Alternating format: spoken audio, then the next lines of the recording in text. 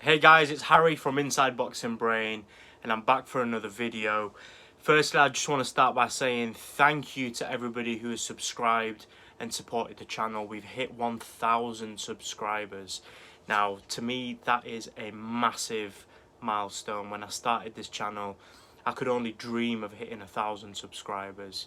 So thank you to everybody who watches my videos, subscribes to my channel, leaves comments and feedback on the videos. I really appreciate it. Genuinely, from the bottom of my heart, guys, that's a massive milestone for me. Today's video, I want to talk a little bit about Tyson Fury versus Oleksandr Usyk. Sorry, this little man here, he's just bugging me. He's sat on my feet. So I want to talk about Tyson Fury versus Oleksandr Usyk. The fight is happening on the 17th of February.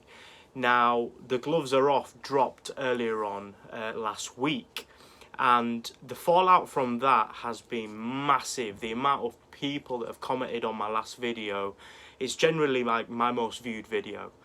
A lot of people are against Tyson Fury, and surprisingly, there's a lot of British fans that are against Tyson Fury for this. I personally think the fact that he has gone back and forth and spoke so down and badly of his opponents in the past has really affected his popularity, and a lot of people are thinking, do you know what, Tyson Fury, we want to see him get beat. On the flip side, there's a lot of people who just think Tyson's going to be too big, too strong. So what I'm going to do in this video is break down the fight and what I think could happen in the undisputed heavyweight championship of the world. In short, I think both fighters have got key strengths, and many of the strengths cancel out one another. You know, Tyson is a bigger man, he's a heavier man, but Oleksandr Usyk is a more agile fighter. He's got better feet and better movement. You know, you could say that Tyson has a harder punch, but Usyk has better combinations. You know, Tyson is an orthodox fighter with a long jab, whereas Oleksandr Usyk is a southpaw with a very quick lead right hand and a hard left behind it. Yes, Tyson can switch, he can go orthodox and southpaw, but generally, he fights orthodox. He only switches back and forth into that southpaw position very rarely.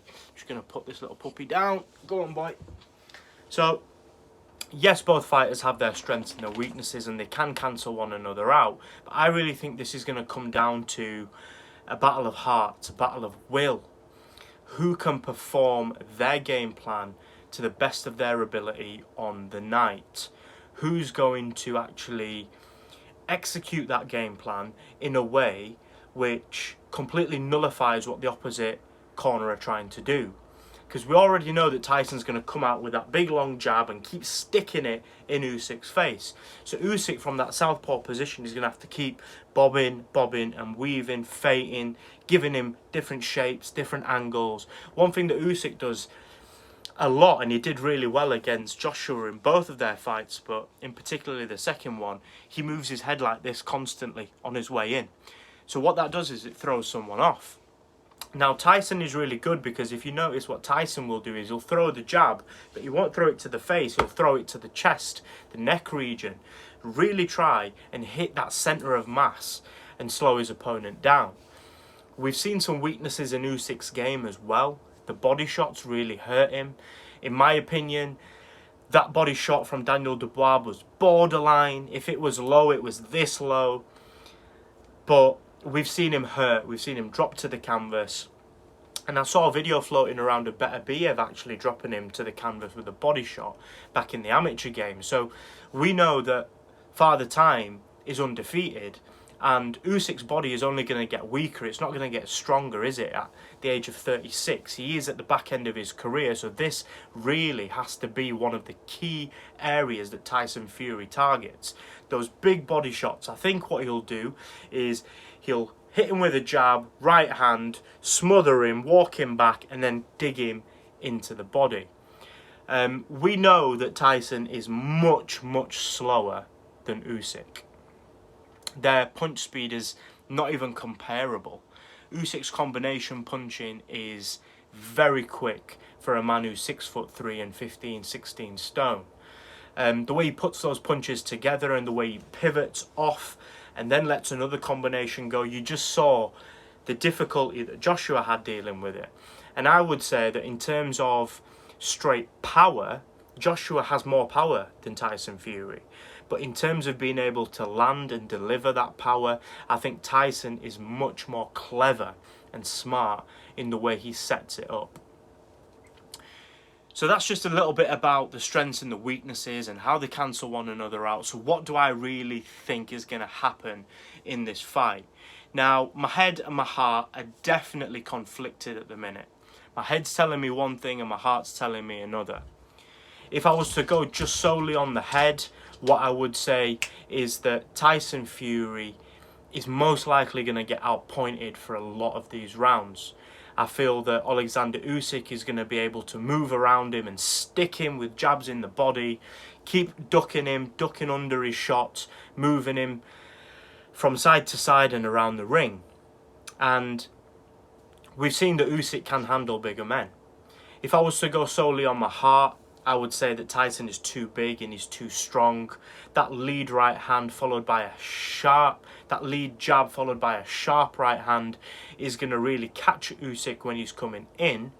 And he's going to follow it with body shots. He's going to put his body weight on top of him, tire him out. And towards the latter half of the fight, he's going to be able to stop him with a combination body head.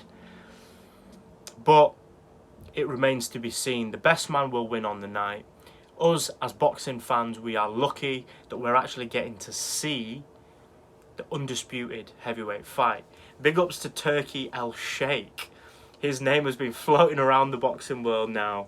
And I think for boxing fans in particularly, we're glad that we've got a breath of fresh air in the heavyweight division. With fighters like Ngannou stepping up as well.